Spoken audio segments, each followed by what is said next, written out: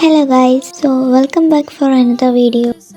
ഇന്നത്തെ വീഡിയോ എന്താണെന്ന് വെച്ചാൽ തമ്പനിയിൽ കണ്ട പോലെ തന്നെ ഞാൻ എങ്ങനെയാണ് സ്മാൾ ബിസിനസ് സ്റ്റാർട്ട് ചെയ്തത് എന്നാണ് പറയുന്നത്. ഇതിൽ എൻ്റെ എക്സ്പീരിയൻസ് ആണ് ഞാൻ പറയുന്നത്. യൂഷ്വലി ഈ ക്രാഫ്റ്റ് ബിസിനസ് ഒക്കെ സ്റ്റാർട്ട് ചെയ്യുന്നത് സ്റ്റുഡൻസ് ആവും, മേ ബി ഫിനാൻഷ്യലി സ്റ്റേബിൾ ആവാനായിരിക്കും. ഓക്കെ, അപ്പോൾ ഞാൻ പറയുന്നത് എൻ്റെ എക്സ്പീരിയൻസ് ആണ്. ഇപ്പം നിങ്ങൾ വിചാരിക്കും ഞാൻ വലിയ എന്തോ ക്രാഫ്റ്റ് ബിസിനസ് നടത്തി സക്സസ് ആയി അങ്ങനെയൊക്കെ വിചാരിക്കും. ബട്ട് അല്ല, ഈ 1 month ആയിട്ടേ തുടങ്ങിയിട്ടുള്ളൂ.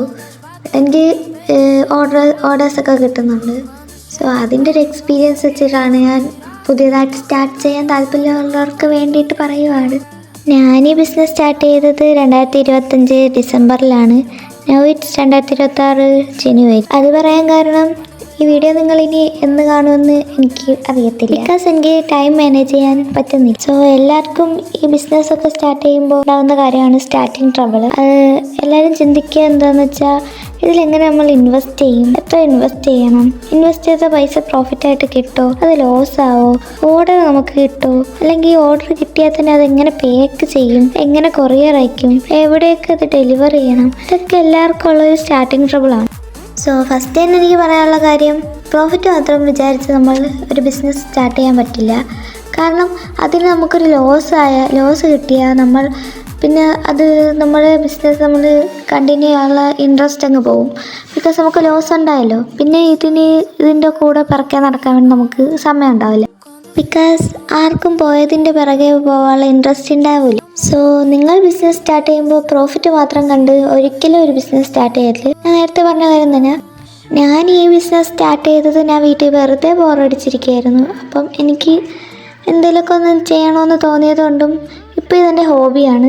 ഓർഡർ കിട്ടുന്നെല്ലാം ഞാൻ ചെയ്ത് കൊടുക്കാറുണ്ട്. അതിൽ നിന്ന് എനിക്ക് കുറച്ച് പൈസ കിട്ടാറുണ്ട്. ഞാൻ ഇതിനായിട്ട് ഒരു രൂപ ഇൻവെസ്റ്റ് ചെയ്തിട്ടില്ല.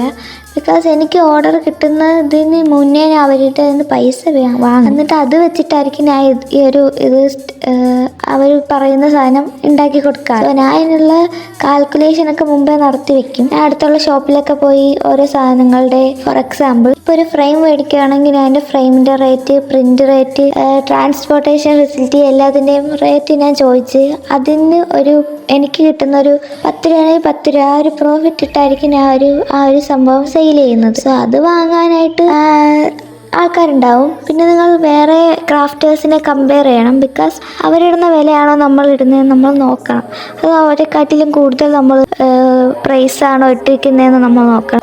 കൂടുതൽ പ്രൈസ് ആണെങ്കിൽ നമ്മളത് അതിൽ നിന്നൊരു ചെറുതായിട്ട് കുറയ്ക്കണം. ബിക്കോസ് നിങ്ങളുടെ കയ്യിൽ വില കൂടുതലും അവരുടെ കയ്യിൽ ലോ റേറ്റിലായിരിക്കും കൊടുക്കുന്നതെങ്കിൽ മേ ബി എല്ലാവരും അതിൽ നിന്നേ വാങ്ങത്തുള്ളൂ. നിങ്ങളൊരു ഇൻസ്റ്റഗ്രാം ചാനൽ പേജ് ഉണ്ടാക്കിയിട്ട് അതിൽ നിങ്ങൾ ക്രിയേറ്റ് ചെയ്യുന്ന സംഭവങ്ങളുടെയൊക്കെ ഫോട്ടോ എടുത്തിടുക. അതിൽ നിന്നായിരിക്കും മേ ബി കൂടുതൽ ഓർഡേഴ്സ് കിട്ടുന്നത്. എനിക്ക് അങ്ങനെയാണ് കിട്ടുന്നത്. പിന്നെ എൻ്റെ ഫ്രണ്ട്സ്, അങ്ങനെയൊക്കെ റിലേറ്റീവ്സ്, അവരുടെ ഫ്രണ്ട്സ്, അങ്ങനെയൊക്കെയാണ് എനിക്ക് ഓർഡർ കിട്ടുന്നത്. നിങ്ങൾ ആ രീതി ട്രൈ ചെയ്യുക. അല്ലാതെ ഈ റീലിടുമ്പോൾ പെട്ടെന്ന് കയറി ഇത് വൈറലായിട്ട് അങ്ങനെ വിചാരിക്കരുത്. ബിക്കോസ് നമ്മൾ ഒരു പേജ് തുടങ്ങി അതിൽ ഒരു ഫോളോവേഴ്സ് അതിൽ റീലിട്ടാൽ കൂടിപ്പോയാൽ 50-100 ഇത്രയൊക്കെ വ്യൂസ് കയറും. നമ്മൾ റിലേറ്റീവ്സിനൊക്കെ കൊടുത്തിട്ട് ഈ കാര്യമൊക്കെ പറഞ്ഞ് സ്റ്റാറ്റസ്, വാട്സപ്പിൽ സ്റ്റാറ്റസ് ഒക്കെ ഇട്ട് അങ്ങനെയൊക്കെ കുറച്ച് ഈ നിങ്ങളുടെ ബിസിനസ് നിങ്ങൾ തന്നെ പ്രൊമോട്ട് ചെയ്യുക. വേറെ ആരെയും കൊണ്ട് പ്രൊമോട്ട് ചെയ്യാനുള്ള പൈസ നമ്മളെ കാണൂല. ഇടയ്ക്ക് ബാക്ക്ഗ്രൗണ്ടിൽ ചെറിയ സൗണ്ട് ഉണ്ടായിരുന്നു, അതൊന്ന് ക്ഷമിക്കുക. നെക്സ്റ്റ് സ്റ്റെപ്പ് ഈസ് ഓഫർ എടുക്കുക. ഈ ഓഫർ എടുക്കുമ്പോൾ ആൾക്കാർക്ക് കൂടുതൽ ഇൻട്രസ്റ്റ് ഉണ്ടാവും ഇത് വാങ്ങാൻ വേണ്ടിയിട്ട്. നമ്മൾ ഈ വില ഓഫർ പ്രൈസ് ഇടുകയാണെങ്കിൽ ആൾക്കാർ സ്വാഭാവികമായിട്ടും മേടിക്കും. ഓഫറുള്ള സാധനങ്ങൾ വാങ്ങാനായിരിക്കും ആൾക്കാർക്ക് കൂടുതൽ ഇൻട്രസ്റ്റ്. അല്ലാത്ത സാധനം വാങ്ങാമെന്ന് വിചാരിക്കും, ബട്ട് ഓഫർ വരുമ്പോൾ വാങ്ങാമെന്നായിരിക്കും വിചാരിക്കുക. അതുകൊണ്ട് തന്നെ നമ്മളാരും തന്നെ നോക്കിയിട്ട് വേണം റേറ്റ് ഇടാൻ വേണ്ടിയിട്ട്. നമ്മൾ എങ്ങനെയാണോ ഈ ഒരു സംഭവത്തിന് റേറ്റ് ഇട്ടാൽ മേടിക്കുന്നത് അതുപോലെ ആയിരിക്കണം മറ്റുള്ളവർ ചിന്തിക്കുന്നത്. നമ്മൾ അത് ചിന്തിക്കുക, എന്നിട്ട് നമ്മൾ അതിന് റേറ്റ് ഇടുക. ആ ഒരു റേറ്റ് ഇട്ട് നിങ്ങൾ പുറത്ത് സെയിലിന് വെക്കുക, അതിന് ഓഫർ പ്രൈസ് ഇടുക.